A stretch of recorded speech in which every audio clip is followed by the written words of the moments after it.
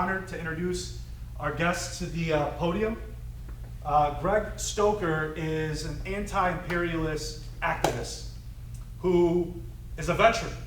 Who's a veteran and has served our country honorably. And for him to be pro-Palestine, we want to understand how he reached that conclusion. We're going to get into a Q&A here shortly, but we definitely want to hear more from Greg in terms of what's happening at Rafah and other things going on in Gaza. Please give him a warm round of applause.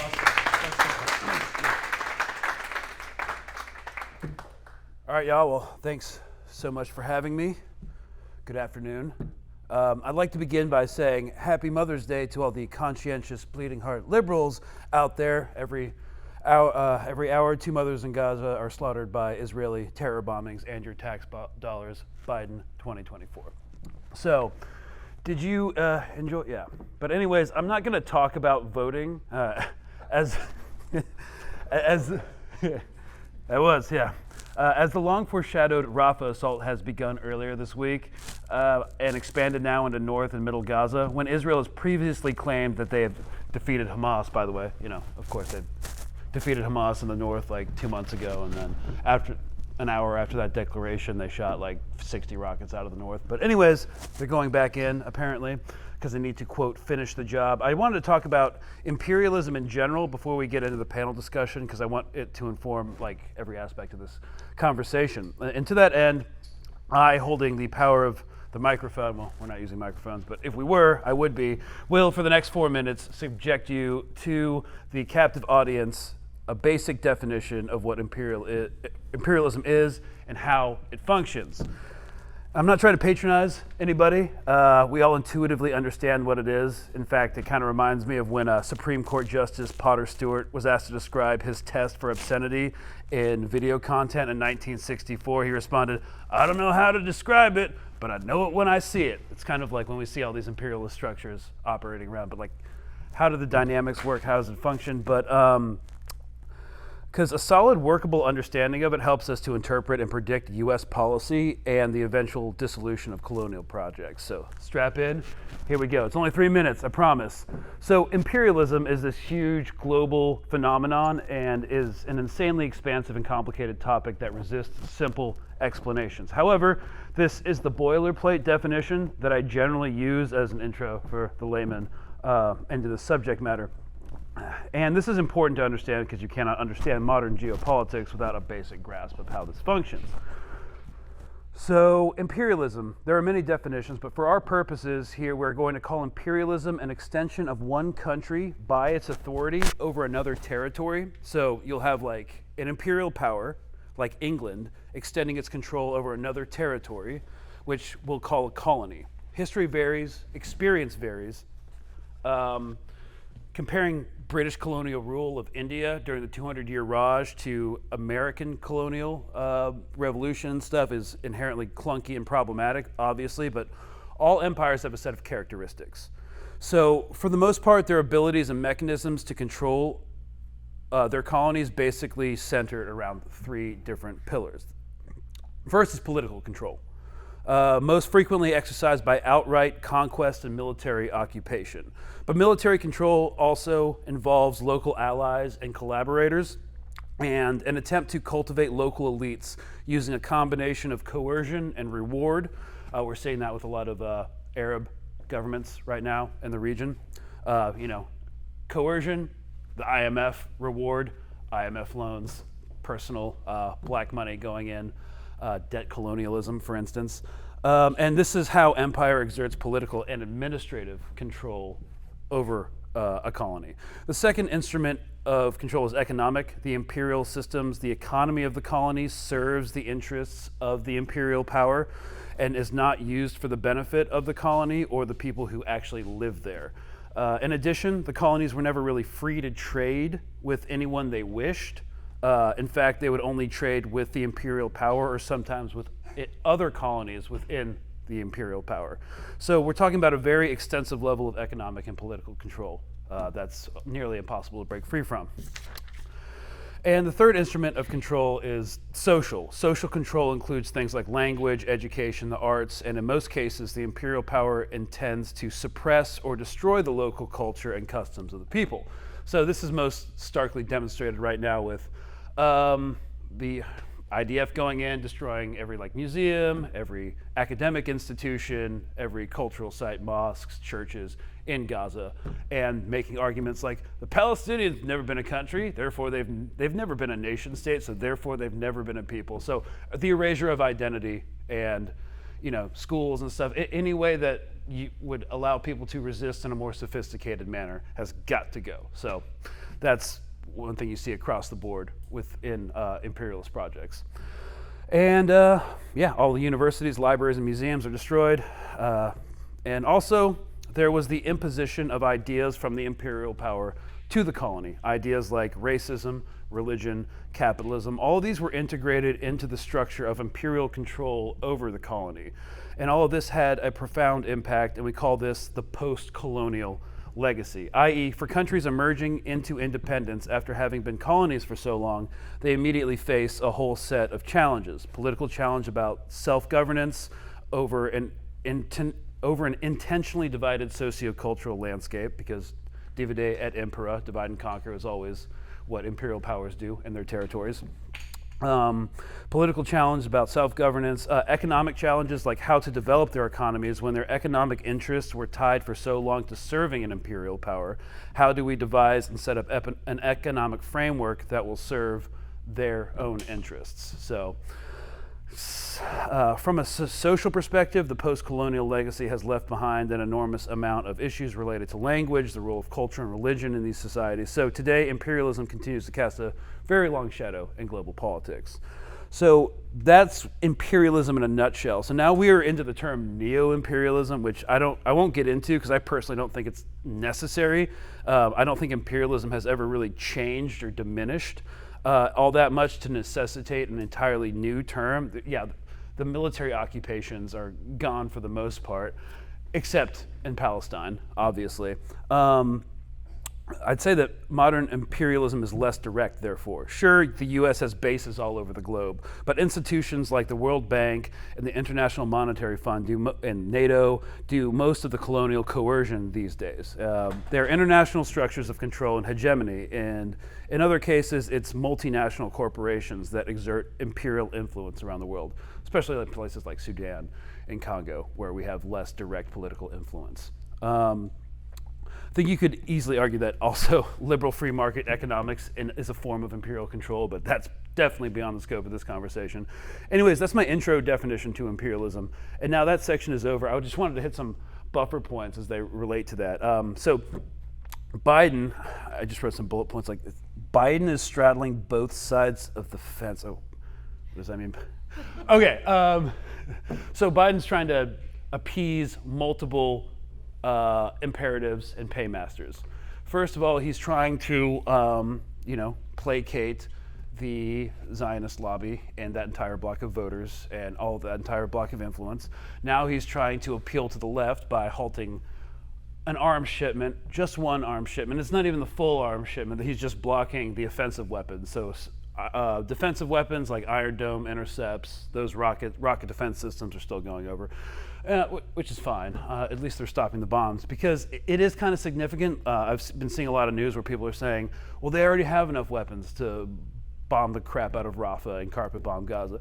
They do, but they don't have enough weapons to they don't have enough bombs and munitions like artillery shells, tank rounds, to level Gaza the way they want to, and also to maintain deterrence against Hezbollah, Islamic resistance in the Levant, Iran, and especially for other unforeseen contingency operations against state actors. So there's just a massive global ammunition shortage right now. There's a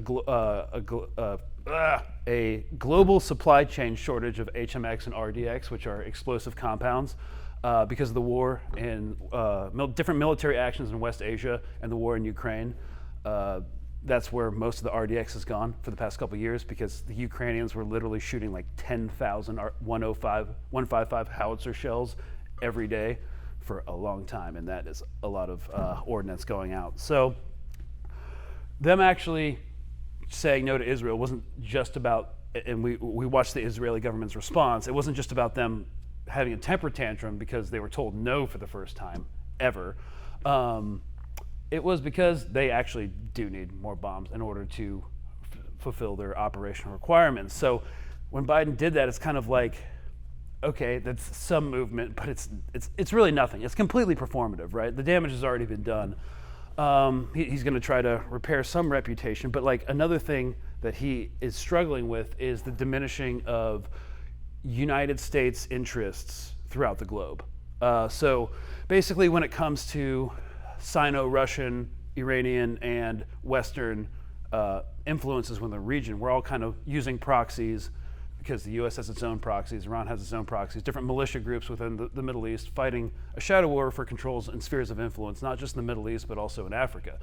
So I don't really like it. I know it happens, but I'm not advocating for this. But one of the things that is really pissing off the intelligence community and the State Department is that this unconditional support for what is demonstrably a genocide in Israel has larger impacts than just him losing the election. The world is literally turning against Western hegemony right now. They see the hypocrisy. They already knew, most people already knew it, but now it's kind of inescapable. Like governments that are beholden to the United States for different reasons, generally the IMF shenanigans, especially in Africa and the Middle East, are having to actually take action for the first time. So Niger says ended their contract with the U.S. air base there, and it's only going to get worse. The Russians are going to replace us in influence in that part of Africa, all because of this. So there's a lot of factors, not just discontent over this, which is why Biden's failing horribly. So that's just one aspect of imperialism. Like, there's a lot of people within the State Department that are pissed at Biden, not because they care about what's happening in Gaza, because they don't, but they do care about the loss of global influence within the global South. So one thing that will make the ruling elite care about any of this, because they don't care about they don't care about you, they don't care about me, they don't care about people on the other side of the world, but they do care about the cheap resources and labor that they have access to in places like Africa and South Asia. So it's going to eventually become a problem, and this erosion of control is going to take a long time to effectuate. But that's the whole thing, weapons and the ammunition shortage. He's, again, trying to get reelected, appease a bunch of masters, try to maintain global influence, but it's not going to work. And then what's happening in Israel right now, if we look at other colonial projects before they fail, this is what we would call late-stage colonial violence, where they've exhausted all of their other forms of coercion, through bribery, through threats, through diplomacy to the local population to keep them in line. So the only thing that they've exhausted all the other forms of control, and now all they have is the logic of force, of violence to perpetuate a project, and this is always when it goes downhill. I'm reminded of, because my main point of study was the British Raj, and in World War II, in Bengal, which is in eastern India, there was this massive famine. The British Raj rerouted an insane amount of food from Bengal, because it was a major agricultural center, into the front lines in Europe, and then millions of people in Bengal died. And my favorite Winston Churchill quote of all time, by favorite I mean it's awful, was he was told about the famine in Bengal and like 5 million people dying. He's like, famine in Bengal? Why isn't Gandhi dead yet? So, great guy. And then there was a bunch of mutinies by Indian sailors on British ships. There was civil unrest in the countryside. The British Army didn't have the power to quell the unrest, and the more force they used, the more the resistance built.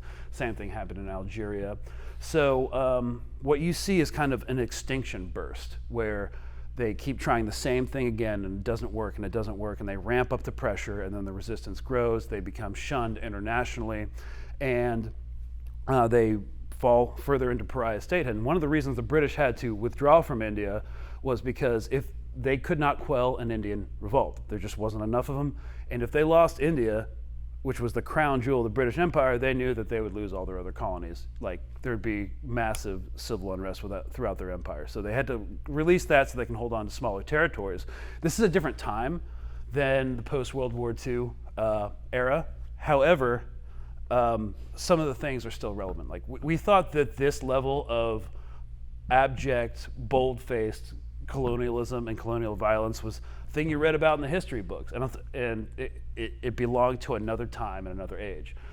And I think what's happened since October is like people realize, wow, these systems that we read about in the age of imperialism that ended in like after Queen Victoria died, which is insane and absurd, is still very real today.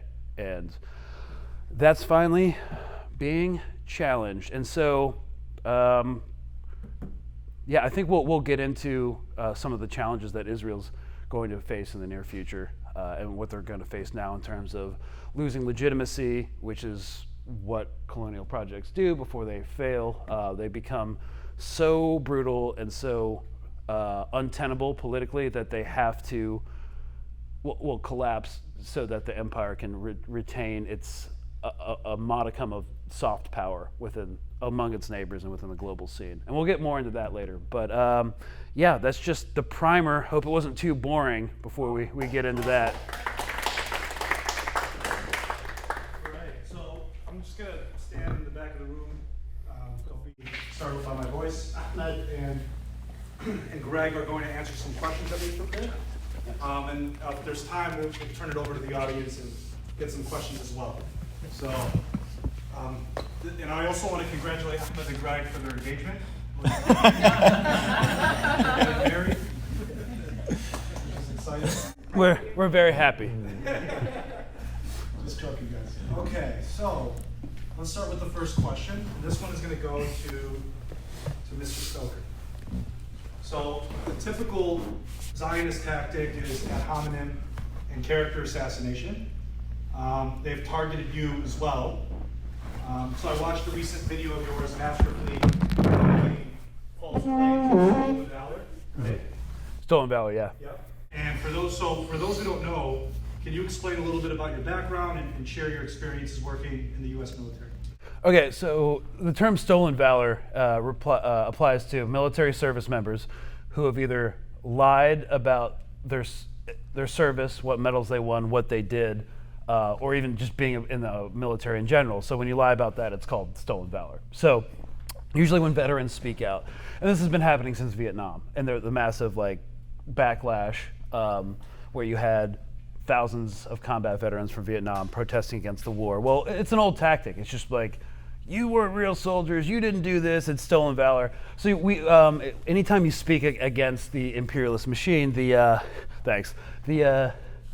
first tactic is to accuse someone of stolen valor. It's actually really stupid because if there's one thing the military is good at, it's paperwork, keeping records. So all you have to do is publish your DD-214, which I did, which literally says what unit you were in, what deployments you've done, what medals and awards you've had, what schools you've gone to. So really easy to debunk, but they try it anyways. So all my friends who have spoken out also get stolen valor accusations. It's just how it goes. That's the first ad hominem attack.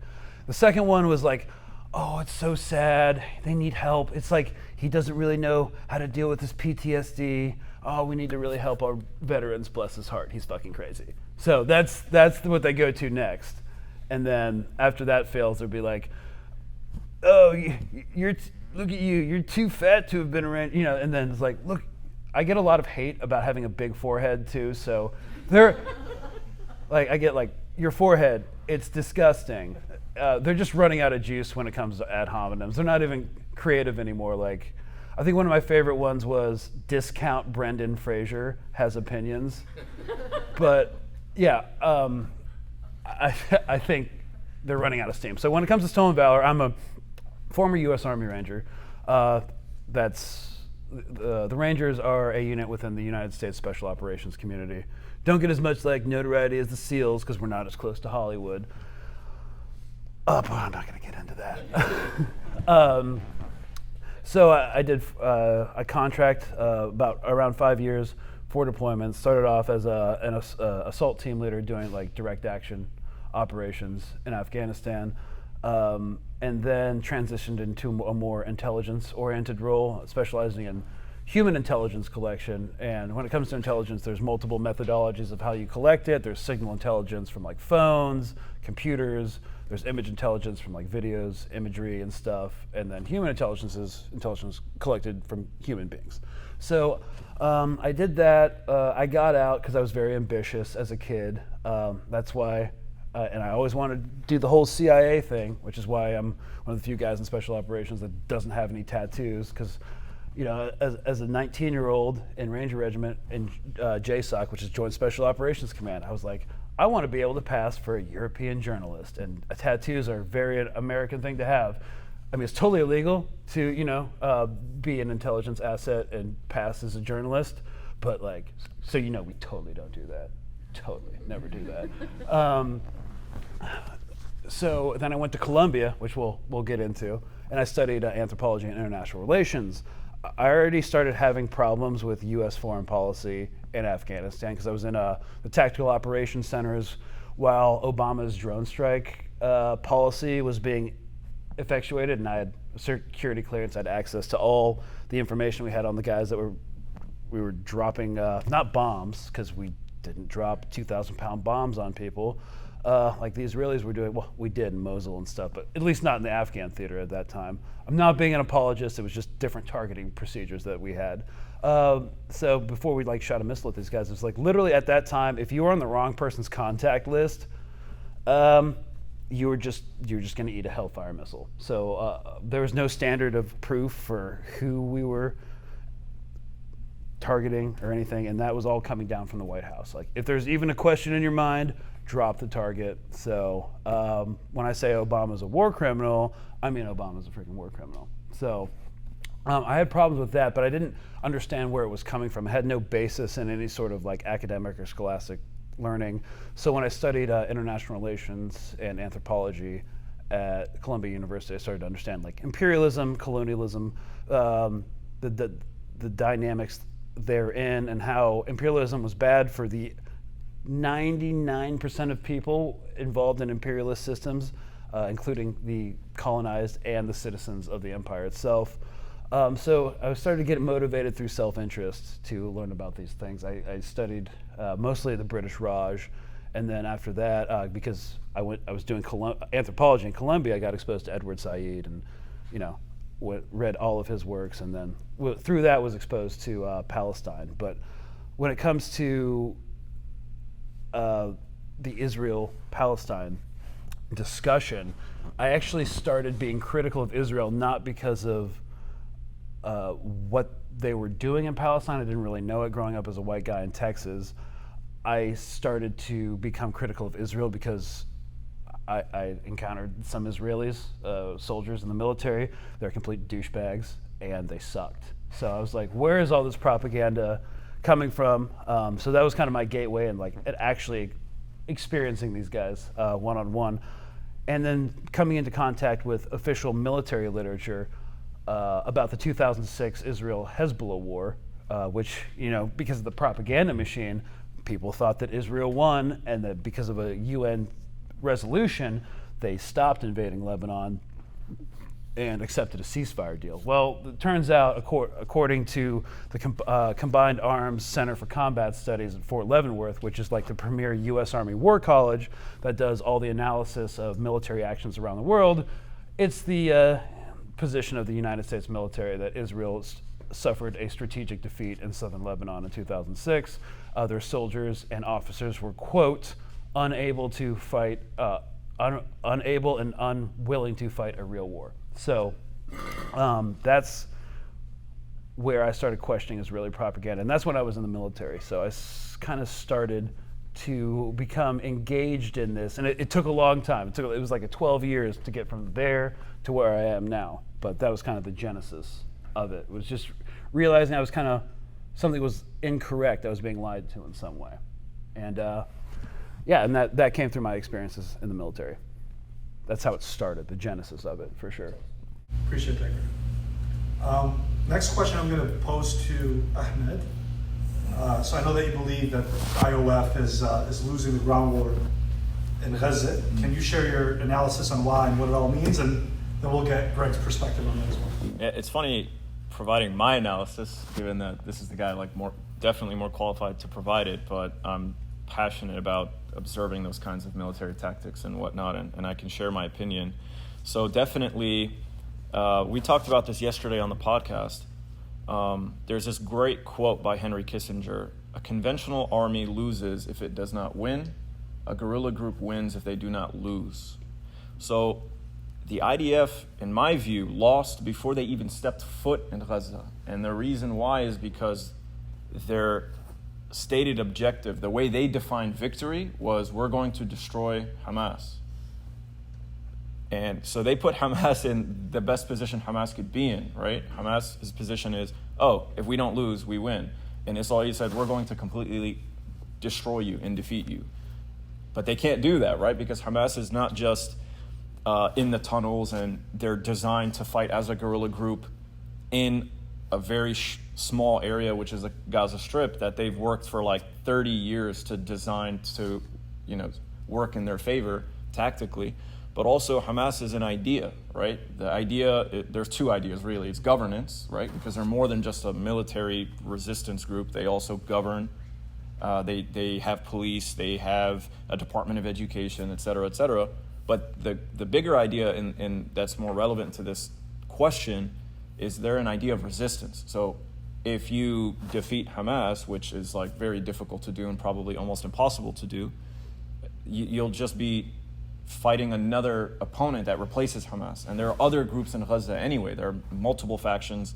A well-known one that's an alternative to Hamas is Palestinian Islamic Jihad. But there are other groups. And now there are like how many orphans that are ready to pick up a gun and fight as well. So it's the concept of resistance that I think the IDF is incapable of defeating. Right. Yeah. I would just add that a basic premise of this kind of asymmetrical warfare is that the state actor, with its fleet of bombers, fifth-generation fighter bombers, its artillery corps, its armored corps, 500,000 reservists it can call on, fighting a group of 40,000 odd fighters, some of whom were orphans with small arms like AK-47s and rocket-propelled grenades. That's like all they got. Hamas and the other resistance fronts cannot defeat the IDF, no matter how incompetent they are, militarily. They just can't do it. The numbers, the technology, but what they can do is defeat them politically. So when Hamad says that they lost before they even started, well, Gaza was kind of a trap for the IDF because the resistance knew that they were going to come in and level everything. So, and that would make them lose politically. It would turn them into a pariah state, which takes a long time. We're only in 7 months. This is going to take years. A ceasefire will have to happen. A UN investigation will come in, and we're just seeing the tip of the iceberg right now. It is way worse. What they're doing right now is way worse than what we're seeing. So we're going to get video evidence. Might not exist of the true scope of the horror and the criminality of what's going on, but witness testimonies are always used in trial. You can convict off witness testimony, and there will be a massive corpus of information that Israel will try and debunk, but they can't. So, and that's only going to drive them further into pariah statehood. So, discrediting Israel, hoping for its inevitable or probable dismantlement in, many years from now, but also putting the question of Palestinian statehood back on the map, the political map, and educating the world about it and making it a conversation. That was one of the strategic goals. And that was one of the ways in which Israel's defeated, because they've spent the past how many generations trying to erase the Palestinian identity, make it not a conversation. So when we talk about the difference between like tactical, operational, strategic objectives, most strategic objectives are about like national effort. They're inherently political. So, and that's the victory that they were going for, a strategic one. And so when we say Israel has experienced a strategic defeat, we don't mean like their military is in shambles, they've been defeated. No, they've been defeated politically. So. Got it. So what is your view, I guess, of reports claiming that Biden is restricting military aid to Israel due to red lines being crossed on Rafah? What red lines? Like, the Rafah invasion happened, and the same day the Holocaust memorial. So he was doing some Holocaust memorial speech, and he said it was Hamas's on October 7th, quote, ancient desire to kill Jews. I was just like, well, he needs to fire a speechwriter, because that was a freaking doozy of a line. First of all, you're saying the quiet part out loud, that you're going into these like Islamophobic tropes that have no basis in history. Yeah, that may have been the experience of Ashkenazi Jews in Europe with the Catholic Church, but it surely wasn't happening in Palestine or the Levant or North Africa or India. Yeah, it was just completely out of touch. So he's saying publicly that he will support Israel no matter what. That's what he was telegraphing during that speech when the Rafah invasion kicked off. And now he's limiting arms. But that's not really even a fraction of the political pressure he could be putting on Israel. So it's performative. There still are no red lines for the Biden administration. There aren't. If they wanted to stop the Rafah invasion, they would stop the Rafah invasion. It would be unpopular, but then again, he's worked himself into an impossible political situation because of this unconditional support for Israel, which has alienated other actors in the region, which has alienated members of his own party, the younger generation, and there's really no way for him to extricate himself or his administration from this policy nightmare that they've created for themselves. They should have nipped it in the bud, forced a ceasefire on January 1st. That would have been the play, but no, we're downhill with no brakes at this point. So these little Band-Aid measures that he's using to like repair his reputation and saying like, I'm taking a hard stance with Israel, it's BS. They've been leaking reports that he's, quote, said, Netanyahu's a bad fucking guy, and that was from 3 months ago. So they're trying to build this narrative that Biden's pushing back, but he's not pushing back. Yeah. It's just symbolic. They're trying symbolic. To show a precedent that we're able to tell Israel no. Yeah, really it's just a gesture. Yeah, and now like liberal elites in New York City and Philadelphia and Boston could be like, see, he's Trump would be so much worse. At least he's like trying to moderate Israel, but he's not. He's not really. So. Ahmed, anything you want to add? Yeah, just that Biden is, like you said, he's trapped in a sort of impossible situation, and he's trying to talk to two people at the same time. He's trying to speak to the Zionists. He's giving them everything, right? And so he's trying to serve them. So whatever Israel wants, we'll give them. And that's really what his intent is, because that's demonstrated through his actions, which are much more important than his words. But then he's also trying to communicate to the Muslim American voter population in the United States, which he desperately needs to beat Trump in November. And so he keeps leaking these like silly like phone call conversation. Oh, Biden told Netanyahu, "You're an asshole."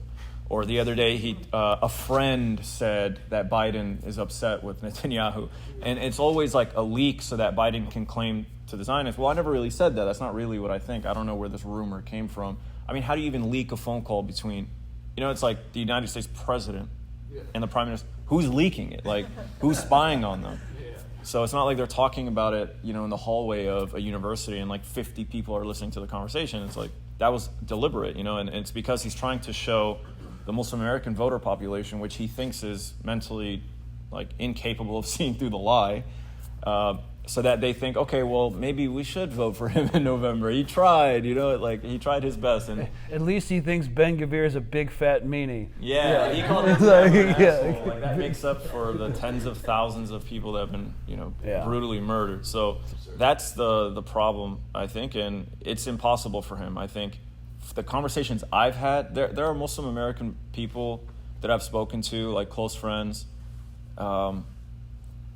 and these are people who 4 years ago, I remember having a conversation with them, trying to tell them that, okay, I get it, you don't want to vote Trump, but is Biden really any better? Like, do you really believe Biden is better? And the answer was, yeah, I'm going to vote for Biden. We got to get rid of Trump. 4 years later, these same people are initiating the conversation with me. I'm not asking them. They're telling me, so Ahmed, who are we voting for? Because we can't vote Biden. So there's a shift, and these are from everyday average Muslim American voters. I don't think there's any chance Biden can, win back support by November. So I think he's cooked. And I don't think anybody here, at least I'm not endorsing Trump. I think it's just sending a signal to the establishment that we have a voter bloc. Our voter bloc has power. If you keep up these genocidal policies, you're going to lose power, right? So yeah, well, I'm tempted to kind of support Trump because I think then a lot of the white Democrats who were protesting at the airport, after the Muslim ban, I think a lot of these people will suddenly be supporting Palestine because Trump's in office. So not to suggest that anyone should vote for Trump, but I think in a way, in a very strange way, Trump would be better because, I had white Democrats, friends of mine, and they're still my friends, and I think their heart is in the right place. But when Trump moved the embassy from, Tel Aviv to Jerusalem, they were calling, yo, let's go to the protest. And they were at the protest with us. Biden's committing genocide. Where are they? Yeah. I mean, so a lot of people will just be contrary because it's Trump making the decision, obviously. When it comes to what I call the East Coast liberal or the East Coast, there's a different iteration and a different form on the West Coast. We can call it the coastal liberals. They're not going to care unless their own privileges are threatened, and that comes in the form of Roe v. Wade, freedom of speech stuff, especially if a Republican's the one doing it. Because they're like, Trump, it's going to be a Christo-fascist regime. It's okay, well, they essentially declared martial law in the New York subway system against Palestinian protesters. That was a Democratic governor, everyone's like, we're sliding towards fascism. It's we're kind of going a little bit slower with Biden, but the thing is you don't have to vote for Trump for Trump to win. And I'm at the point where I'm so pissed and so disillusioned with the system. I was you know what? Yeah, if it's going to shake you out of your lethargy, if Trump going we need extrajudicial killings, it might shake people to get them off their ass, essentially. Yeah. That's interesting. Vote to motivate change. Okay. So I want to get your perspective, Greg, on the encampments. What are your thoughts of the encampments and the effect it's having on Israel's ability to execute their strategy? And if you believe universities will ultimately divest from Israel as a result of the encampments, and what challenges, will the students face, and how do we as a community fill those gaps for those students and support them in forcing the university's hand to listen once and for all?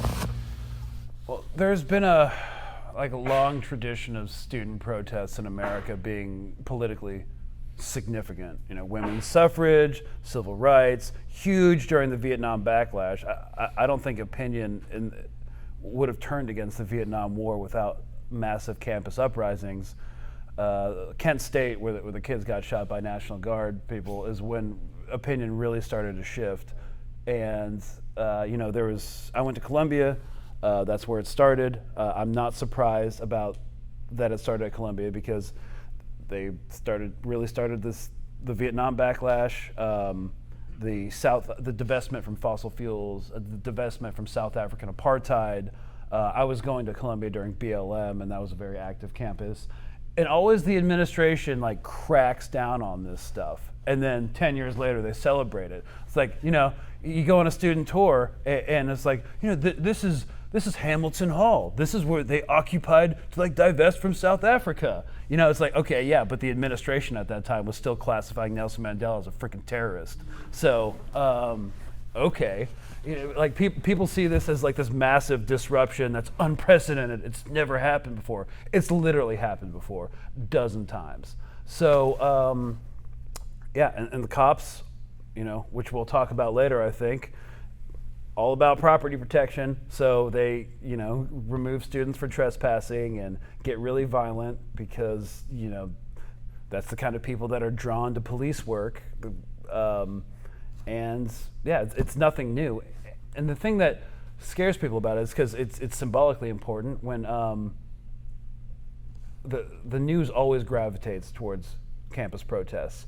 And it freaks the establishment out because it's the younger generation. They're going out eventually, and these kids are coming in and they're being informed. An entire generation is being informed. They're witnessing firsthand the application of state violence and state repression, and they're learning about how what's happening in Palestine is through imperial feedback coming to affect them and their lives and their own freedoms.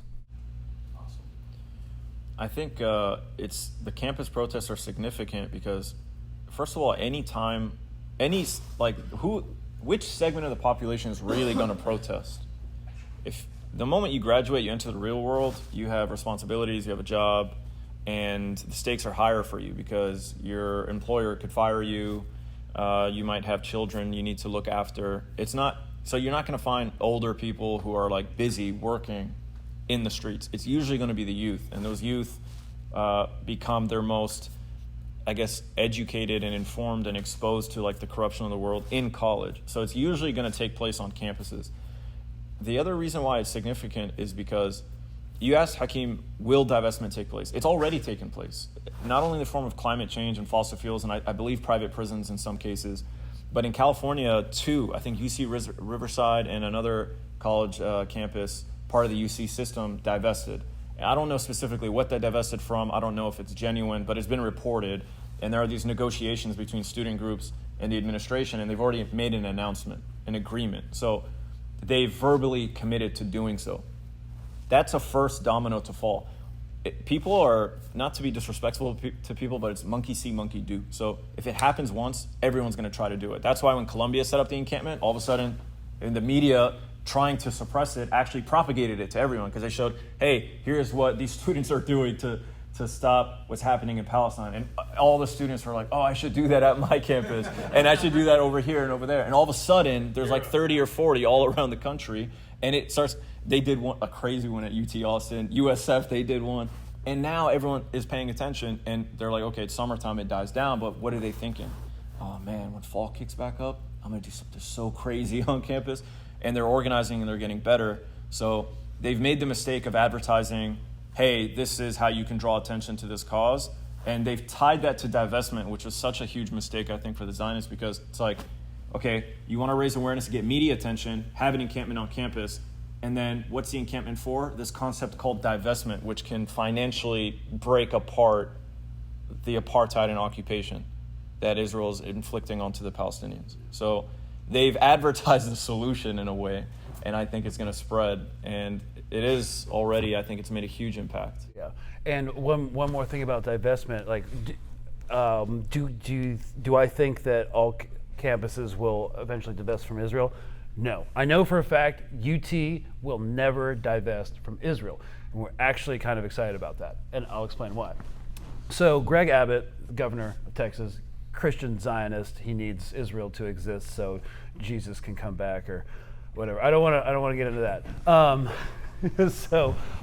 He appointed like all the people. I'm mind blanking on what is it, like, not shareholders, even though universities are for profit. Yeah, the trustee. He appoints all the trustees, so they're all his creatures.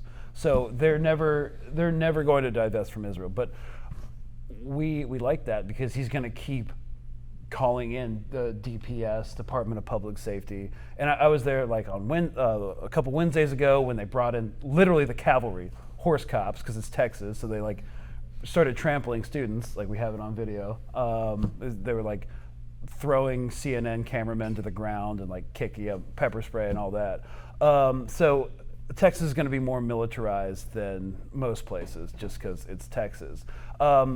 And so it's always going to be a great flashpoint because they will literally never agree to it. So we can just keep protesting that, and the optics will continue to get worse and worse and worse. And it's something I was telling when we were kettling the DPS, which is the state troopers, and forcing them to withdraw off campus.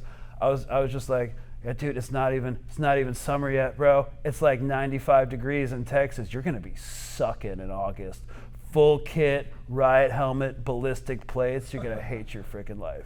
So it's not ending anytime soon, and so they're gonna get exhausted. Yeah. Another thing I want to point out, are there any other questions about BDS or anything like that? Well, we're going to transition to police militarization, which is a good segue, but feel free to make a point. Yeah, I just want to say that like divestment is part of a 3-letter acronym, right? Boycott, divestment, sanctions, BDS. So it's individuals who boycott, institutions divest, countries sanction. So we're witnessing divestment, but we've also seen boycott. And there's multiple forms of boycott. You can boycott products, you can boycott academics, like I'm not gonna go to this event by Columbia University because they're bringing an IDF soldier to come speak to us, right? What we're seeing on a mass scale right now is a cultural boycott. And this is very important to pay attention to. 10 years ago when I was at USF, part of SJP, I would dream of the day that people would like culturally boycott Israel and like just say, we don't want anything to do with you. You're such, like, this is such a nasty state. It's toxic. We don't want anything to do with you. And that's how you apply pressure. Well, Eurovision, everyone's talking about Eurovision. If you don't know what it is, here in America, we have something similar. I guess American Idol you could think of, right? So in Eurovision, they have these different countries and these like people representing go and they, I don't know, I think they sing. I don't know if it's like focused on singing or other talents, right? But they, for some reason, the Israelis who claim to be indigenous to Palestine are part of a competition in Europe. So they sent this chick from Europe to go sing, and I think it took place in Sweden, so it moves around like the Super Bowl, you know, it's like they select a new city.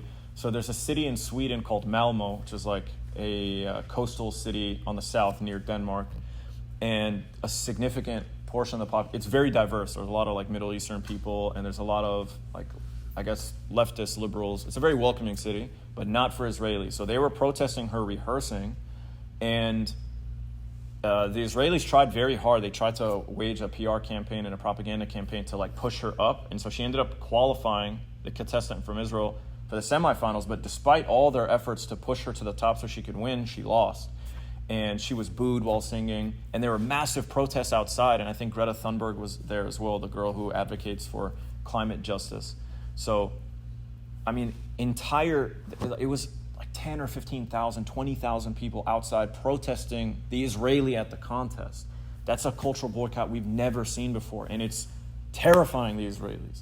Even, you know, official government spokesmen are tweeting about it. They're like, this is a level of anti-Semitism we've never seen before. They're so delusional and narcissistic, they refuse to acknowledge the fact that they're committing crimes, but now it's being forced on them through, you know, boycotts of products and cultural boycotts. And I think that's huge, and the divestment is part of that. Yeah, I think it's important to note that a lot of people are blocking celebrities online for the first time. Right. I've never seen that in my entire life. Yeah, exactly. And one more point about that, in a couple of years when all this comes out, they're going to try to repair their reputation in really sneaky ways by posting like quotes from Palestinian poets on their Insta stories. So like in a couple years, you know, Mahmoud Darwish is going to be trending, you know, on the freaking Kardashians' fucking Insta stories. So just get ready for that. It's gross. Yeah, it's really gross. So yesterday you were talking about police brutality, militarization. I went to the statewide protest yesterday in Orlando, and during the demonstration, during the middle of the demonstration, the permits were pulled. Mm-hmm. And immediately after, the police tear gassed the crowd and created immense chaos. And you know, in the past, I've heard you say, Greg, that you know, police militarization and brutality is directly related to the apartheid practices in Israel. So, what can you tell us about the connection between the IOF and the police authorities across the United States? Well, we have to go back to the genesis of modern policing in the West. There's a sociological thesis. I hesitate to call it a thesis because for me it's more like objectively true than a thesis. It's commonly referred to as the imperial boomerang. And the thesis is that forms of colonial repression through like systemic application of imperialist administration and policing in the colonies, in the colonized territories, will, through imperial feedback, be visited upon the citizens of that empire. So forms of colonial coercion that work at quelling unrest on an indigenous population will, because, if you field test something overseas and it works, why wouldn't you use it on your own people? So that's the basic general thesis. So the first modern police force was founded in 1829. It was the London Metropolitan Police, formed by a guy named Sir Robert Peel, who had colonial experience in Northern Ireland. He was kind of, I forget what the title was. It was an adjacent title to like colonial governor of Northern Ireland, and he worked a lot with the Dublin police, which was not really a police force. It was more of a counterinsurgency force. So they, would do like property protection, defending factories, defending agricultural interests, money interests of colonial administrators. They would recover like stolen property and stuff, but also quell uprisings. And when it comes to any colonial project, the differentiation between crime and uprising has always been unclear. They kind of bleed together. And so this Peel guy, this Sir Peel, he also founded the Royal Irish Constabulary, which was a rural counterinsurgency force. They were ex-military guys from the British Army, who would walk around with carbines. They would live in barracks. They patrolled precincts.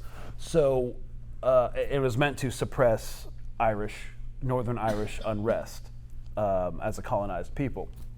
So when he founded the Metropolitan Police in London in 1829, he brought a lot of the officers who served in those units. They made a similar rank structure. The police has always been militarized because you got like sergeants, you got lieutenants, you got captains. Those are military ranks, and they exist in a militarized hierarchy. And the origins predict its destiny, right? It was formed using means of colonial coercion, using colonial officers who enforced colonial repression on the colonized people in Northern Ireland, and that's how it began in London. So London served as the model which the NYPD, the Boston PD, the Philadelphia PD were based off of, and then went to the rest of the Americas. So when it comes to American policing too, they drew a lot of their initial police force from slave patrols in the Caribbean and the Carolinas. And slave patrols were another Anglo counterinsurgency force. So they'd go into slave billets, look for weapons, listen for unrest. They were always on the watch out for slave revolts and stuff. So that's just another form of colonial coercion being used to bolster and found our own institutions of law enforcement. So when the police were founded, it was they've always been invested in property protection, defending factories from striking Irish workers in Northern Ireland, scab defense, protecting non-striking workers from striking workers, union busting, quelling mass protests that, they get violent and people think it's an uprising. So they are, again, meant as a counterinsurgency force. And so what we're looking at right now, the most modern day example of the imperial boomerang, and it's so blatant, our cops go to Israel, they have a liaison program, they observe military checkpoints in West Bank. I brought up yesterday that, the kneeling on someone's neck and putting your knee into them to like suppress them that killed, I think it was George Floyd. Well, that came from the IDF, and we use their technologies. The police use spyware that's developed and tested and field tested in West Bank and Gaza, and they bring that back over here to monitor and spy on our own citizens, which has actually just been codified in law. We knew that they were doing it, but it's official now. And yeah, they're building cop cities, not just the massive one in Atlanta, but throughout most other states, based off of a military training facility in the Gaza envelope called Little Gaza, where they train for urban warfare and counterinsurgency. So yeah, our police force Actually, it has its roots in counterinsurgency, not into actual policing, and there are demonstrable numbers that the more funding police get, the less crime they solve, but they're not really there to solve crime. So that's the imperial boomerang thesis. That's just one aspect of it. And it's the most relevant right now because the cops are friggin' out of control. Appreciate the insight. Ahmed, anything on that? I would just point out that the reaction is strange. The reaction of the police, I mean, to the encampment. So, like, in Colombia, okay, let me rewind a bit. When I was in college, we organized a BDS movement. We organized a BDS petition, collected 10,000 signatures, okay? 25% of the student population, which is, like, unheard of. A petition is like several hundred signatures. We did 10,000. Student elections, I think, would be maybe 5,000 or 6,000 people maximum would vote, and that's with student government funding. We collected 10,000, and we had hundreds of volunteers doing that, students going around, talking to complete strangers, having them sign, collecting their student ID.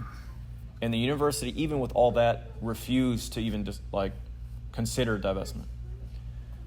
At the same time we were collecting 10,000 signatures, there was another student petition of a different nature. It was 5 or 6 students who wanted, and I'm not even joking here, they wanted Chick-fil-A sauce in the cafeteria. And the university put it, like, there's a student newspaper. They didn't even cover our petition. 10,000 signatures, like, that's not a story. Oh, you want Chick-fil-A sauce? You 5 people over there? It was on the front page. And they gave it to them like this. And the administration got involved. We got to get these kids Chick-fil-A sauce. But the investments in genocide, like, don't talk about that. I'm not even exaggerating. So, and I think it's not just about, like, if students came together and asked the university for Chick-fil-A sauce, they'll acknowledge it. But I think if students also came together and said, maybe we shouldn't invest in private prisons, I think they would consider that. I think, as we've seen, like Colombia, they were like, yeah, okay, we won't invest in fossil fuels. They didn't send in the cavalry, but because it's about Palestine, they view it differently. Like, they actually think there's a terrorist element to it. I think, like, when they see hundreds or even thousands of people signing a petition or organizing on campus or creating an encampment, they don't see Americans. They see, like, who are these people wearing the scarves, whether it's around their neck or on their hair? They view it actually as, like, this is Iran-funded secret terrorists, and they've created an encampment. They actually, I think, view it differently, and that's why they're more likely to use violence.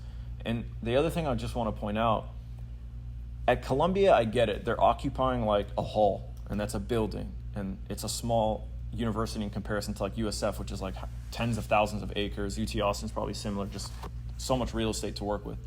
So they have to, like, get these kids out somehow, right? But USF, they occupied a piece of grass. It wasn't even a sidewalk that is heavily trafficked. It wasn't a building. It wasn't the library. It was grass. And the police were like, no, absolutely not. You're not going to occupy this grass. Tear gas them. And they fire tear gas. And then they send in like 100 soldiers with shields. And they come in and like charge them like a Roman army. And they beat the crap out of the kids. And then when the kids disperse, 50 officers on bicycles come in like cavalry. And they also come in. And then they put their knee on their neck. And they arrest them and take them to jail for occupying grass. I swear to God, it was this big. So it's like, what could trigger a reaction like that? I think that's something that should be paid attention to and observed. Well said. Well said. So let's pivot a little bit and now focus on the future state of Israel and the geopolitical landscape of the Middle East. Greg, we'll start with you. How do you think this moment in history shapes the region over the next 10 to 25 years? And what will the unintended consequences be for Israel and the U.S.? Well, I've touched on a diminishment of Western influence throughout the global South because of this. And because one of the big reasons is all the countries are looking at America and its vassals in Europe, you could argue, about what they're doing and what they look for if they're going to lean into Western or Sino-Russian influence is who's being the most rational, like who's making the most like stable decisions, and what can we get to ensure our own safety and our own prosperity going forward. Well, everything has been so irrational since October. A bunch of unprecedented decisions. Again, the most basic term, we're downhill with no brakes. It's almost impossible to predict because we don't really know what's going on. I'm starting to get a hang of it. The hang of it I'm getting is that, in terms of prediction, is like whatever Israel decides to do, it's going to be in its worst long-term strategic interest. So what's happening? We're at an inflection point. No matter what happens, we're never going back to the status quo. Israel has lost what it's called its deterrence capacity, the idea that it had this invincible army, that the Mossad was this all-knowing, omniscient intelligence agency that knows what you had for breakfast. Well, October 7th destroyed all that. There's no way they can rebuild it. In order for them to rebuild it, they have to defeat Hamas. They can't. They need to defeat Hezbollah. And if they can't defeat Hamas, they definitely can't defeat Hezbollah, which is the most powerful non-state military actor in the world that's already defeated them once in 2006. So the myth of their invincibility is gone.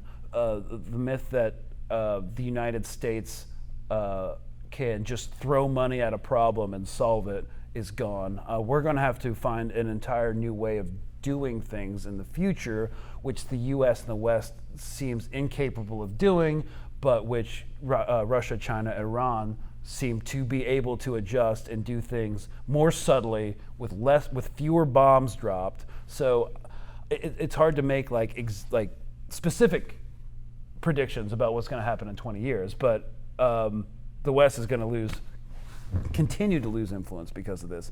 And I don't see how they can regain momentum or the initiative in regaining spheres of regional influence, especially while this is going on. And it's not going to end anytime soon, because once a ceasefire happens, that's still probably a ways off. There's going to be a massive backlash over the reconstruction of Gaza, the Israeli attempt to voluntarily emigrate people to who knows where, and then there will be the attempt to settle northern Gaza with Israeli settlers and, other reconstruction projects. So that's going to continue to snowball. There's no putting the gin back in the bottle. So I don't know. It just looks like further and further into pariah statehood. But people expect this to end quickly because that would be sane. But again, I brought up Vietnam. In Kent State, when the National Guard shot those kids, that was in 1968. And that's when everybody started to hate the Vietnam War. 7 years later, we're still fighting it, the Vietnam War. So these things take a lot of time. And then people just need to be patient. So those are my two predictions. It's going to keep going on for a long time, and then U.S. influence is going to continue to diminish and lose out to more stable actors like China, Russia, and Iran. Got it. I guess you're asking, will the U.S. ever really give up Israel? Well, just to reiterate the question, I asked, considering this moment in history, how will the region be shaped over the next 10 to 25 years as a result of the now? And what will the unintended consequences be for Israel and the U.S.? But we can also, add another question to that, which is, will there ever be a point where the U.S. will pivot away from its blind allegiance to Israel? And if so, what do you think it will take to accelerate that shift in foreign policy? So you can start on that. So the U.S. supports Israel because there is a very well-organized, well-funded, powerful lobby within the United States, AIPAC, and other Zionist groups. And they spend a little over $100 million every single year, and they bribe, essentially, right, these politicians, and the politicians determine the policy. At the same time, though, on a deeper level, because these politicians some of them are elected, they're in and out, right? Some of them, like Nancy Pelosi, somehow has been there since the beginning of time. But a lot of these people, it's a revolving door, right? You have newly elected congressmen, you have people on their way out. So what remains are these lobbyists. You have lobbyists. I've been there 30 years. I'm like, I've seen all the different representatives elected to this specific district, for example. The person that remains is the lobbyist. And then you have like U.S. policy, I guess, discussed and determined in the Pentagon. They are willing to accept these bribes to change U.S. policy to support Israel because they view Israel as kind of serving their interests. They would like to see Israel serve as like a state that can kind of keep the Middle East divided. They don't want to see Israel become too powerful in the Middle East, and they don't want to see Israel become too weak. The U.S. objective to control any region is to make sure everyone is divided and just weak enough, right? No one should be able to overtake the other because then they can develop hegemony. And that's why they don't like Iran, because Iran is rising in strength. Even with all these sanctions, nobody can buy their oil, nobody can buy their gas, nobody can provide them resources that they need to develop weaponry or to develop their cities and make their economy more advanced. Even with decades of all these sanctions, they're still steadily rising. And they have a very significant military, I guess, production industry. And they're gaining strength. And I think, I don't know exactly how the U.S. can drop Israel, but I know it won't just be because of divestment. It won't just be because they've decided it's no longer in our interest or the lobby runs out of money. It's going to be for many different factors. I think the most important factor is what happens to these different state actors in the Middle East, like Iran and Saudi Arabia, right? So the most powerful nations in the Middle East are going to be Iran, Saudi Arabia, Israel, Turkey. Okay, they form the diamond. These are the most powerful people. You have a healthy rivalry between Iran and Saudi Arabia. Saudi Arabia feels threatened by Iran. There have been generals in Iran who have said the enemy is not in Jerusalem, the enemy is in Riyadh, which is the capital of Saudi Arabia. And Iran and Turkey also have a bit of a rivalry. But something very important happened a few months ago, or almost a year ago now, where China got Iran and Saudi Arabia to negotiate like a 10-year truce. So they've decided to stop competing with each other militarily for now. And they did that for different reasons. But that's significant because if they can decide, you know what, we're not really afraid or worried of Israel, or we don't, like Saudi Arabia wants to normalize with Israel partly to establish a defensive alliance to protect them from Iran. If Saudi Arabia can say, well, we don't need to be protected from Iran, we'll just negotiate with them and talk to them, then that kind of eliminates the need for Israel and that isolates Israel. And I feel like all these factors combined, I know this wasn't the best way to answer it, but it's kind of hard to do so. I don't know how it'll happen, but I think it's going to be for many different reasons.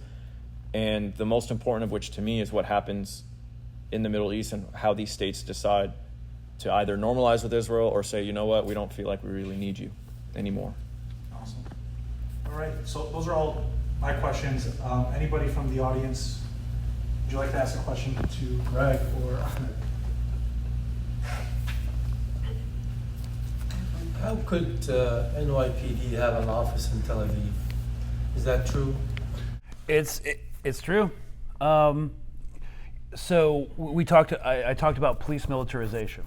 So that's a really military thing to do. Have a liaison program between two forces. Like we do it all the time in the military. Like we'll send guys to go through SAS selection in Britain, and we'll send guys to like train with the French. I almost got sent to Rajasthan to go through an Indian special operations selection course, but I didn't re-up. But anyway, that's like pretty standard. We do it with allies. We do it with not even allies, just people that we have lukewarm diplomatic relationships with. But the fact that from my perspective, the fact that the NYPD has an office in Tel Aviv means like their liaison program is institutionalized. Because usually liaison programs in the military, they're temporary. They're like, okay, we're going to do this for 3 years, see how it happens, and then we'll circle back in like 5 years, maybe do it again. But no, this has been a steady thing for a long time. And it doesn't surprise me at all.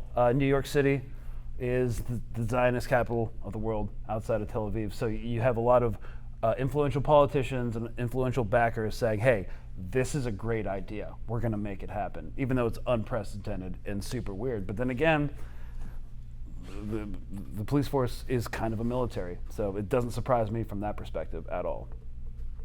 Great question. Anybody else? Yes. Go ahead. Yeah, you talk about Trump and Biden. Would it have been different if Trump was in power this term? And he's coming next year. Yeah. You sure about that? I think, yeah, I guess. They could both slip in the shower and not make it. That's the best option. So is it gonna be different? Would it be different if Trump were president now? Yeah. It'd be a little different. Trump would not care whatsoever. But I think we all know they're two sides of the same coin. And the difference is just how it's presented. That's it. So the Democrats will pretend to care about you. Trump, in a way, is a lot more honest. And Trump will say, I don't really care about you whatsoever. So I think maybe just the presentation would be different. And maybe there'd be white Democrats. And if there are, don't feel offended if you're a white Democrat in here. When I say a white Democratic voter, I mean the kind of person that's like a Democratic Party loyalist, right? Yeah. That kind of individual, which there are many of, would probably be protesting with us. And so it might be different in that way. But I think on the ground, Israel, they make the decisions. They made the decisions on the ground in Gaza, and I think they've spent a lot of money on campaign contributions, and they've organized all the connections they have. They've pulled all the levers that they have within the United States. They would have done that regardless. So I think it would have been the same. No matter what, there would have been a genocide. I mean, there would definitely be a different domestic political dynamic, though, because all of these Zionists that have been pressuring Biden and have up until now been applauding his policy towards Israel about how he's like supported it very well. I mean, that's changing now that he says no more bombs, at least for the next week or 2 weeks. They're really turning on him, but they would be in a really weird rhetorical political situation because a lot of these liberal elites are like in New York City are Zionists and they freaking hate Trump. Like Trump is like canceled from New York. Doesn't really even go back there anymore because the upper echelons of that society do not accept him. So that would kind of be a dynamic that I'm interested in seeing if he gets reelected again. Because like how do they balance like praising Trump because like they despise him, but like he would support Israel at the same time. So that's something I have popcorn for if he does. So it essentially makes Israel a more partisan issue potentially. Yeah, absolutely. So there would be a political wedge that could bring more favor into the Palestinian cause. Mm-hmm. Interesting. Yeah. The young lady in the front, I think, might have had a question. Oh, I said it. So everyone keeps talking about a ceasefire and the Rafah invasion at the same time, and they're obviously two very different, contradictory things. Israel isn't acting like they want to do this. They're not saying that they're going to not do this. Everyone keeps saying it's a big deal that we're going to get a ceasefire. When really, they're just going to say that and keep doing what they're doing until the very last second, or they're what does a ceasefire even look like if that's a real potential thing? Again, what are the next steps after that, do you think? Because Israel just lies. Our government just lies. Like they say lukewarm things that kind of like make everyone calm down a little bit, but then like you said, there's never any action, and they just go behind the scenes. They do whatever they want. They get rid of any type of journalism that speaks the truth out of the country. Nobody's stopping them from doing these things. So what's the big deal about a ceasefire?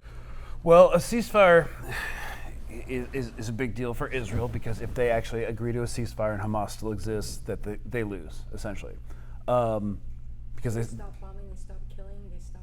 Well, okay, so the ceasefire agreement it's existed in various permutations since November. The one that currently... They to kill so many people before they have to stop. Well, it's like this. So the ceasefire deal that's currently being negotiated, that has existed in various forms since November, is a 42-day plan. Right. It's temporary, and the idea is that will turn into a permanent one. And it starts with phase one. Don't know how many days it is, but it begins with a release of the bulk of the hostages. It'll be a ceasefire. People will stop shooting at each other. Israeli units will begin to pull out of Gaza.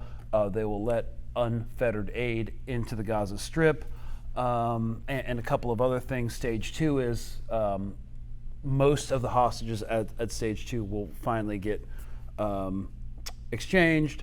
It will be a complete cessation of hostilities. Drones will fly over Gaza for only like 10 hours a day, and then probably at night or whatever, because I don't know the specifics.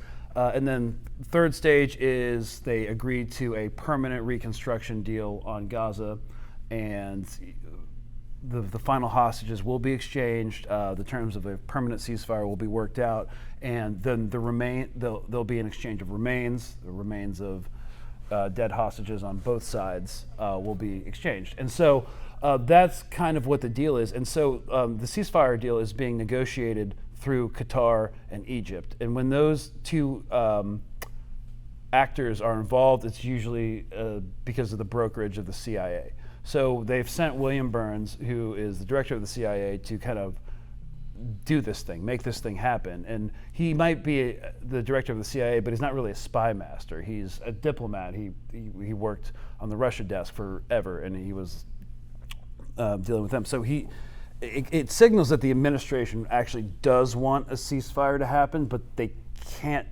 They've been unable to force Israel to do it because Biden doesn't want to, but they still want it to happen. So there's this inefficient disconnect happening between like the government. It's kind of like in free fall right now. So the reason a ceasefire is significant is because it literally has to happen.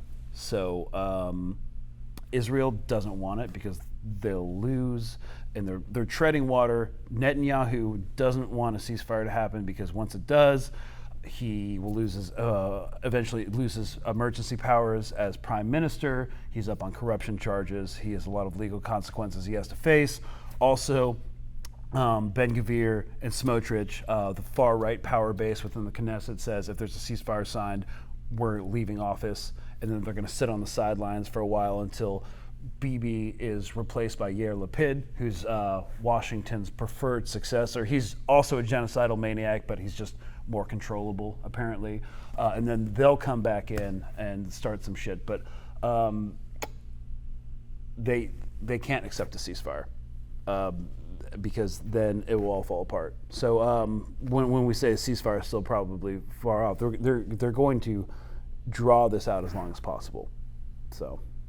Right. We got time for one more question. Maybe we can squeeze in another one, but go ahead. I've been trying to wrap my head around this conflict and educating myself. Yeah.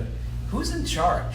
Like, I'm trying to understand why Israel has such power in this world, and then how America, despite all the even public unrest that's starting to happen, and now Europe following suit because they're beholden to America. I'm from Denmark, so I come from Copenhagen. Right. So I've had an outside view anyhow. But I'm trying to wrap my head around why there is such a loyalty and there's so much stuff at stake. I guess that's my question. Like, who is really pulling the strings, and why does it seem like Biden would even want to lose face like he has in the world? And the powers that be, why would they want the American president to look that weak? Yeah, I think everybody is perplexed why Biden is going down this route. I've not heard a satisfactory theory about why he's acting this way, but he is. Regardless, so like everybody knows about AIPAC. There's various forms of the Israel lobby in Canada and every European country, but it's not just that. Israel sits at the confluence of a lot of different special interests. Okay, we got the energy sector, we've got tech, we've got the defense industrial complex. British Petroleum was just awarded exploration rights into the Gaza Marine Basin. There's a massive initiative to create a trade pipeline from Mumbai through Saudi Arabia and the Emirates, put it on trains, go through Jordan, get it into Haifa, ship it through Cyprus and into Europe, which will compete with the Chinese project, Chinese, Iranian, Russian project to make a competing trade route and form of empires. Like we want our trade route to be successful, and for that we need Israel to exist. So and then tech, obviously Israel's a big tech and spyware manufacturer. They give a lot of spyware and espionage technology to surrounding Arab states, according as an insurance policy to like Saudi Arabia, Emirates, so they can spy on their own citizens, because there's nothing those governments fear more than an Arab Spring 2.0. So Israel has a lot of built-in insurance policies, not just AIPAC, but also its defense industry, its service to trade to like these massive hedge funds, and managers of globalized financialized capital like BlackRock and Vanguard.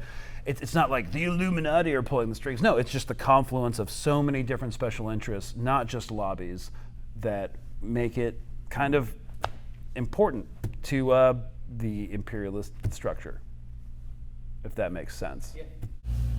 Awesome. Ivan? Yeah.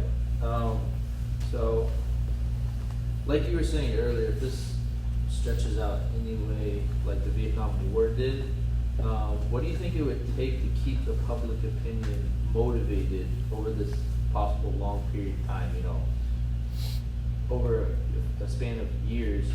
And for people, especially here in the West, you know, considering the encampments and just the average person being anti-apartheid now, pro-Palestine, it just doesn't seem realistic with human nature. I feel like things would get diluted over this long-term span. So what would you recommend the average person, or for us to make the average person more motivated to stay pro-Palestine? And the second part would be, if this does span over years, in your opinion, how do you think things would play out in favor of Palestinians, in favor of Palestinians? Well, first of all, bring up the Vietnam War. It did last 10 years, the whole backlash. Things happen faster now. So it took years to educate people about the Vietnam War. It started on college campuses with teach-ins, like someone educated on the subject would, you know, fill a small auditorium with like 20 students, and it was this long multi-year process to educate the students, and then they did outreach into like the non-academia world. But social media has made everything really fast. Like everybody became educated on this, at least within our own sphere, really quickly, within like a couple months. At least the basics happened within like a few weeks for some people. That already like shaves off a few years if you're drawing a comparison to what happened in Vietnam. But if we look at that, there were because it's 10 years, like locking shields with cops for 10 years straight every day is not sustainable. So it went through ebbs and flows, like the tide comes in, tide goes out. So it wasn't like this massive pressure that always happened. But what happened was a lot of people started getting worried because like, oh, we're going to start losing elections because of this. And that's like one of the things that has to happen. Democrats have to start losing elections because the GOP is always going to back Israel. First of all, a lot of their voters are evangelicals, and they believe in the sacred whatever red heifer existence of Israel that they need. And those people are a voting bloc that are organized. They, through a multi-generational struggle, overturned Roe v. Wade. They're never going to change. So Democrats have to start losing elections, and you have to fuck with the money. And if you look at the Vietnam War, opposition lobbies to like Boeing, McDonnell Douglas, General Dynamics that were really pushing the Vietnam War came in opposition. So there were lobbies that were created through philanthropic means, grassroots means that actually started to compete with lobbying of politicians from Boeing and Lockheed Martin and Raytheon. But that took a long time to create those lobbies and make them viable. So there were counter lobbies to the Vietnam War. So eventually there's going to have to be Palestine lobbies. If we're using the Vietnam War and the Vietnam backlash as a model for how to stop this thing. But that takes time. And I don't know how that happens, but that's just radical idea based off of what's worked in the past. Yeah, I appreciate that. So I think that concludes the day. Appreciate all your questions. I appreciate you guys coming out. I do want to touch on this a little bit. I think this is something that all of us are trying to figure out. internally? What can we do as individuals? What can we control? And Ahmed and I have this discussion often. And for me personally, it's politics, it's media, and it's tech, it's business. And if you look at politics, there's capacity building. Our community has to step up and run for office at the local, state, and federal levels. All of us have to train up. I've personally developed a curriculum. It's called True Politics. It's a 5-hour curriculum across 2 sessions and 9 modules. It's online. I can send anybody the link. If you guys reach out to us, we'll send you the link for free. It's a free course. There's 9 modules.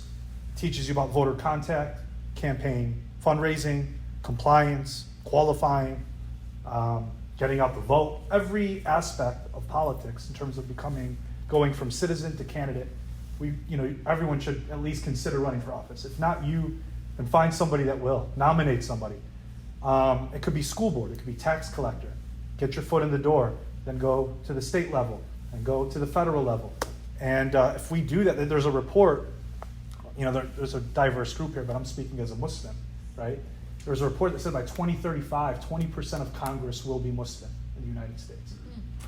If that's true, that goes beyond just controlling a voter block. Now we have enough to filibuster.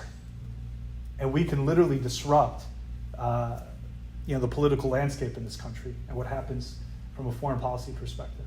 So encourage people to run. I know there's this mentality, there's no point, we're disenfranchised. Why? We have to. We have no choice.